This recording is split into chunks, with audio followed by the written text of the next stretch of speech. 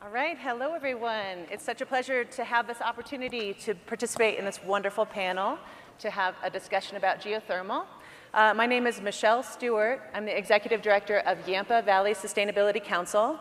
We're an environmental organization based in Steamboat Springs, supporting Northwest Colorado with accelerating decarbonization and investments in resilience. So we work there with regional and state government partners and many others, and geothermal is a really important part of the energy mix up there and energy opportunities. So today, the really key take-home message of this panel is that geothermal is key to community decarbonization. So that's really what we're all going to collectively speak to today. It's something that makes a lot of sense right now, and we have an exceptional group of speakers today to really help us understand what that means and why now is the time to do it. This is actually the 5th panel on geothermal. How many people saw the online workshops that were available through Mountain Town 2030 that Chris Steinkamp and many others organized? Show of hands. Online. Okay, so those that are not raising your hands, talk to Chris Steinkamp and figure out how you can access those, because this is actually the 5th panel that's talking about geothermal. So really excited to continue the conversation today. So to get us going, we're going to lead off with a round of self-introductions from each of our speakers. Each of them are going to self-introduce and then talk about how you engage with geothermal in your work. We can start here. Awesome. Hi, everyone. My name is Cartin. I do the lands and sustainability work for Park City Municipal. Geothermal, when I was first approached by it and the concept, I was like, well, we already have a couple buildings on individual systems. The old school, pipe in the ground, keep things kind of from getting too hot and too cold. But as we kind of continue to dig more into it, and then also being in the state of Utah, our official state rock is coal. We don't have the ability to write energy code. So our hands are pretty tied going into it. And then we also, a few years ago, had something called SB 17 passed, that we're not even allowed to incentivize not hooking up to natural gas lines. So as we looked at this kind of major decarbonization challenge, and then also diving in and getting rapidly up to speed on what geothermal, and I'm gonna lump in a couple other terms here too, because it's a sustainability thing, so we love a lot of acronyms and all these other things. So geothermal tied in with something called an ambient temperature loop or a thermal energy network. It's all a fancy way to say we're just sharing heat and cooling, literally with about as basic as it gets, water lines and that side of it. So as the city has progressed on this side, and we have some redevelopment coming up in anticipation for the 2034 Olympics, half the events happen in and around our town. Geothermal in these systems actually make a lot of sense. And the easiest kind of way I'd help people get their mind around it is, imagine if you had a bunch of buildings that all had their solar array, but they were not intertied at all. And they're all trying to balance their own heating and cooling. That'd be a pretty insane grid, and there's also, you're losing efficiencies at that point. The nice thing with these thermal energy networks is the goal of to saying, we have heat over here, we have a heating need over here, how can we share those things? And everyone thinks of geothermal as a big hole in the ground, sourced off the heat of the earth. This is actually even more simpler than that. To quickly run through, we have a new water treatment plant that is fully heated off of the ambient temperature of water coming out of a mine shaft. So they just pull literally tenths of a degree out of that. And when they turned the system on, our director of our water utility had to leave his office because it got over 97 degrees. And like I said, that was for less than a tenth of a degree out of our water system. Then in line with that, we have a sewer lifting station. I know all of you came for a second day conversation about sewer lifting stations, but when you look at the exciting world of the effluent temperature, right, of people taking showers, washing dishes, all these other things, that's all waste heat that needs to get to the sewer treatment plant and then actually cooled back down. So we could actually draw temperatures out of that as well. And then as we kind of look at sharing these heats between municipal projects, hotel developments and that side of it, the larger the system gets, the more efficient it gets too. So on my end, being a city employee, when you start looking at these things, it's like, that's just a pretty basic kind of thermal utility. So that's why we're interested. We've done a phase 1 study. which was just kind of saying, hey, is this possible? And Matt can cover that. He was our contractor on it. We have a phase 2 study, RFP closes tomorrow, that we're looking at the financial and kind of operational side of it as well. But on a community side, it's really interesting to see something that is not overly complex. It's fairly straightforward technology. And then the other thing too is, as I go down 100% renewable electricity pathway, I'm struggling with, I have to go through Public Service Commission hearings and dealing with investor-owned utility. The geothermal system is something we can pretty much control under our own sphere, so we can actually see those impacts directly. Wonderful, thank you. Hi everybody, I'm Alex Eisman. I'm the Managing Director at D.A. Davidson. We are a 90-year-old regional investment bank. We're headquartered in Great Falls, Montana. I work out of the Denver office, which is our fixed income capital markets group. And we got very excited about the passing of the 2022 investment, the investment tax credit. Sorry, I'm like brain farting here. But so a lot of federal money became available in support of renewable energy projects.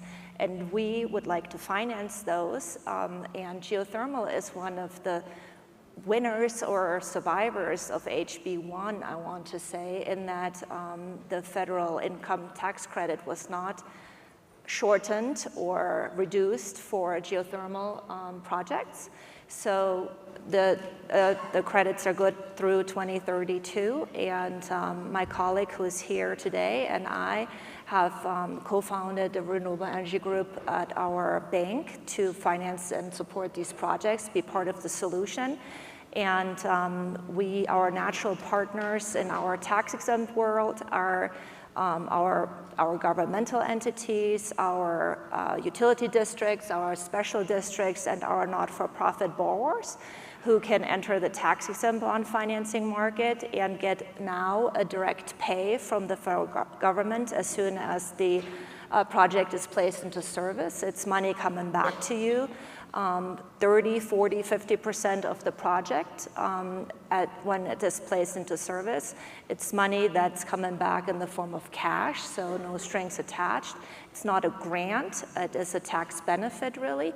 And for the ski companies in the room, our private entities, there are also options. I mean, you still have the investment tax credit just like you had before. You can use it yourself in your tax bill to lower your tax bill, or you can monetize it. We have tax credit buyers lined up who would buy this tax credit for you with a little drag, like 95 cents on the dollar maybe in the market. So these are really viable projects that we feel we can support through a long-term committed financing. These are fixed rate bonds over 20, 30 years. An added feature that is really attractive and that maybe not a lot of people know about yet is that our public or our governmental entities, the districts and the not-for-profits, depending on the credit quality and how the project is structured with respect to offtake, but a lot of those are financeable to up to 100%. Our private owners would have to bring some equity to the project. And that's from me. Hi folks, my name is Matt Garlick. I'm CEO of the Gray Edge Group. We're a consulting engineering firm focused on thermal energy networks. And I'm so excited to share a story about something I care so passionately about, ski boats and trolling motors. I swear, this is gonna come back to geothermal. Give me just a moment.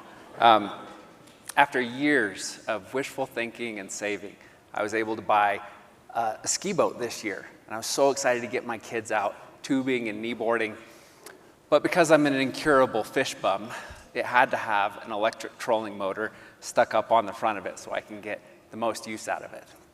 So I bought the boat, I got the trolling motor, I've got to have the bit that connects the trolling motor to the boat, the bracket. And so I go to the dealer and say, how much would it cost to put this on the front? And he says to me, $2,000. I said, no thank you, I'm a man, I'll figure this out and do it myself. So I go home with the boat, with the trolling motor, with the bracket, and I realized that I'm going to have to put a giant hole in the front of this new-to-me boat in order to make this work, to get the electrical connection. And so I go on YouTube, and I find somebody that did something similar. I search the interwebs and find Reddit posts of guys that have done things like this and gathered all the knowledge I can. And I taped off the front, and I penciled out every location of where I think things should go. And now comes to the moment where I think this is how it should be, and I grab my drill, and I grab a giant hole saw bit to go on the front, and I put the drill to the front of my new boat. And a bead of sweat develops on my brow, and I closed one eye, and I put the bit where it was supposed to go, and I think, what am I doing? And I pulled the trigger and popped a giant hole in my new boat. It ended up great. It ended up working just like I thought it would. But the point of this story is there are some things that we do that we can't afford to do wrong the first time. Once you pop that hole, maybe in geothermal or maybe with a boat, there's no going back. You're committed. And again, you can't afford to do it wrong the first time. What my dad taught me growing up was that we mitigate risk through good information. I tried to do that with the boat. We try to do that with our clients as we look at these thermal energy network systems that may include a geothermal component to it. And so I'll describe quickly the process that we go through to start at the highest level, to think about all of the permutations of things that could go into it and connect to it, the things that could go wrong, the things that we need to go right, and mitigate risk through that process.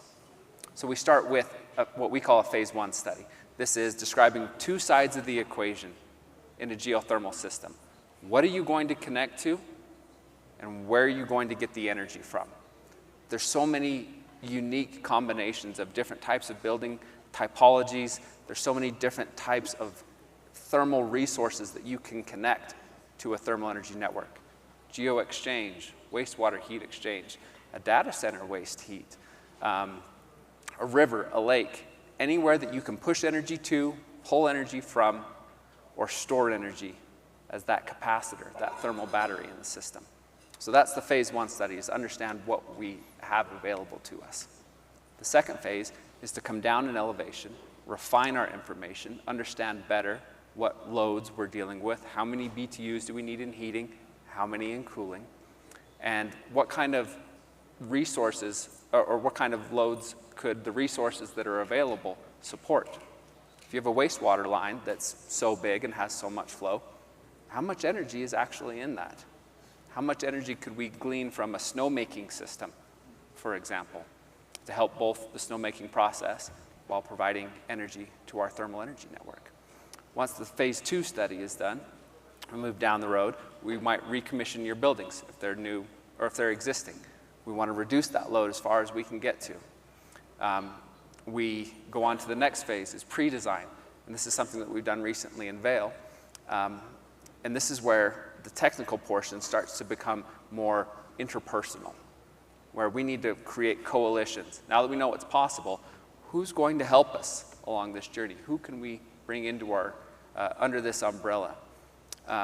Vail has a really good session this afternoon that I'll advocate for that talks about this governance, this team building exercise. From there, we proceed through design, and design needs to be done right. There are people that you absolutely need on your team, good engineers, PEs, some of them know geothermal, but the ones you really want are certified geo designers, folks that have been there and done this. As you're building out the system, somebody that you want on your team is certified geo inspectors. These are commissioning agents focused on these types of systems and are going to make sure that what's designed is actually what gets implemented and ensure that you receive the benefit of the system that you thought you were going to get. After you've designed it, constructed it, implemented it, you want a team to stick around and help and make sure that we can refine this as it evolves, as it expands. Again, this is all in the name of providing the best value for the client, risk mitigation, and ultimately system performance, which is going to result in the highest amount of carbon reductions. Good morning. My name is Bryce Carter. I am the Geothermal Program Manager at the Colorado Energy Office. Thank you. I've been in this role, Halloween will be my 3rd anniversary. And for those that don't know, my background, I spent over 10 years in community organizing. I worked with Sierra Club on the Ready for 100 campaign, so I worked with a lot of communities to move toward the end goal. How do we achieve 100% renewable energy commitments? Well, we start with a commitment. And the momentum that we were able to establish in Colorado through the work of a variety of coalitions and organizations and local governments has led to the commitments we see today in Colorado and elsewhere. Additionally, I spent time in the solar industry facilitating group purchasing of rooftop solar through competitive RFPs. And I had the privilege of working with a lot of local governments to help achieve their community goals. And so when an opportunity came up to say, hey, we are launching a geothermal program at the Energy Office, would you like to lead it? I said, sure. And they said, what do you think about heat pumps? And I said, they're magic. And so they hired me for some reason, but here we are. And it's been an absolute delight. The governor's leadership with the Heat Beneath Our Feet initiative launched a geothermal energy program that had $12 million. If you've received any incentives from our office, could you raise your hand out in the audience? Woo. Because we do have a bunch of projects that are both high temperature and low temperature geothermal. And just a quick clarification, we talk about low temperature or shallow geothermal. Oftentimes it's 2,500 feet or even 1,000 feet to surface. We're talking about typically heating and cooling systems. And then when we think about high temperature, that's generally when we talk about enhanced geothermal or deeper geothermal, be able to access higher temperature heat to be able to produce electricity or do industrial uses. So I think we'll focus a lot on thermal energy networks today, but we are seeing opportunities where power plants could be on ski areas and produce electricity and also thermal heat to support everything from snowmelt and networks. And so it's been a privilege in the last few years. We've been able to award over 60 projects, be able to do studies like Matt just described, as well as build out of projects like in Eagle County, as well as Colorado Mesa University to help this emerging market. And a lot of the work that we are doing is not just ending with the funding and being able to ensure success with the studies, making sure that information is available for you all to see what have we learned through this process, what do the commissioning reports look like, all the information that folks like Gray Edge create is publicly available. But we also understand an emerging market is about movement. You move at the speed of trust and community. And so we are working with partners like NREL to facilitate a Colorado Geothermal Council, where we are bringing different stakeholders together to really explore the questions of what is the need around utilities, what are the needs around incentives and taxes to make sure that we're closing the gaps and creating opportunities to make sure that these projects are successful. Altogether, including the heat pump tax credit program and our merit-based geothermal energy tax credit offering, we have $35 million that's merit-based, and then our current round is open right now, so check that out. We also have an estimated several $100 million of incentives over the next decade to support heat pumps, including ground source heat pumps. And so these are intended to directly complement the federal incentives, and especially with our geothermal energy tax credit offering, if you are in an energy community and you meet all the qualifications of the federal incentives, and then if you receive our merit-based incentive, we do have a 30% investment tax credit, but we can have an opportunity to bump that up to 50%. What that means is if you're in the right location and if you receive the right benefits, you get $10 million that's refunded back to you for a project, whether it's a thermal energy network or a power plant. Because we want to make sure that these projects are moving forward. And we've seen with our neighbors in Utah and elsewhere, once you have deep geothermal well going, you're able to demonstrate that heat, and the market can then take off other private investment, whether we're talking about data centers or others. And so it's been a really exciting time. You could say things are heating up in Colorado, and we're really excited to be a resource for you all as we figure out and navigate this emerging market. Great. I will say Bryce had said that, you know, points for those who can work in the most geothermal kind of puns. So that was a good one, Bryce. So as you can see, this is an extraordinary panel. We have an exceptional, you know, project pilot study. We in our mountain town communities know the value of having those pilots that demonstrate it can work. And we're here to say geothermal works, and it's a key part of how we're going to decarbonize our communities. We have someone who's speaking to the ways in which our perceived or real barriers to those upfront costs for geothermal, we can work around them. We have someone who's been working across the state, across the region and nation to really move forward on the feasibility and planning of these systems, and then committed energy office and state representatives and individuals who are working to partner, across the ground to make this work. So with all of us coming from our different positions, a question for all of you is, how would you describe what you're seeing as successful partnerships to really move geothermal forward from idea to projects to really scaling what we need as far as mountain town communities? So starting here with you, Luke. Yeah, just keep it succinct. I mean, I think the interesting thing is there is actually a lot of interest in the community, right? If you just look at the variability of natural gas pricing, it is nutty. I mean, it's all over the place. So when you look at just de-risking that, and that's what decarbonization is, it's truly de-risking that side of it, and then also to see the very strange bedfellows of geothermal too. Utah actually passed a thermal energy network tax credit, which is again kind of crazy for as everyone's heard, the state of Utah doing these things as well. And again, huge shout out to Bryce and the amazing work they're doing too, because there's a reason that there's 5 panels about this right now. It's a very complex thing because it's just new to our world, but the cool thing is it's still a very basic concept. One of the things that really kind of pushed me over the edge on my understanding is I always said, well, why don't we just do air source heat pumps? The cool thing with the geothermal side is, an air source heat pump loses efficiency as you get colder and colder and colder. A geothermal heat pump, it's using much more stable heat source, but the cool thing too is you can actually now share that. So now your efficiencies actually multiply upwards, which is, again, that's a key thing. And as we've talked to different community members, even our investor-owned utility on the electricity side, everyone's actually, it seems like it's at a breakthrough point. So it's exciting to be jumping out of the very, very high level study and coming down in elevation to look at the next one. Okay. Alex. Well, I would just echo what you're saying. I don't think that we have that much to add at this point to the discussion, actually. There's 2 sides of the aisle, if you haven't heard. One of them is most concerned with environmental stewardship. The other may be characterized as financial stewardship, financial conservatism. As kind of a Utah boy, born and raised, I was definitely on the latter. But to be honest, I have zero moral quandaries advocating for these systems in either setting, in any place. Whatever your municipality, your organization values, these systems offer what you're looking for. They help you solve the solutions. I'll have to say, you don't have to choose between saving the polar bears and making a good investment. Honestly, you can do both. And where this is such a nonpartisan issue, it's non-controversial to push forward a geothermal, a geo-exchange, a thermal energy network type project. These are good solutions for everybody. So as far as partnerships go, we strive to understand, what are your organization's goals? Are they decarbonization? Is it sustainable energy? Is it resiliency?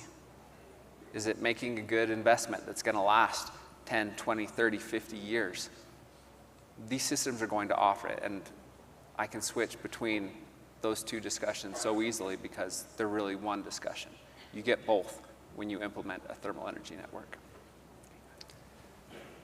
Yeah, we could talk for days about the value proposition of these systems, and I think that's the challenge. There's so much to learn and understand and then translate. There's a lot of experts that are digging into engineering, and meanwhile, a lot of folks are saying, well, how does this even work?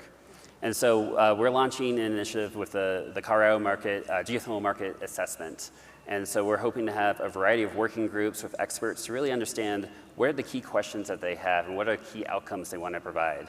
So for instance, having a utility working group, and I'm hoping everyone on the last panel is going to be able to join us to really figure out what's preventing interconnection or embracing these systems. Having experts from thermal energy networks market and the deep geothermal market being able to have similar conversations, take the questions from those utilities and answer them, and create a Rolodex of resources that's available for everybody in this room to utilize. Additionally, financing investments, tax credits are complicated. In some ways, they're even more complicated now.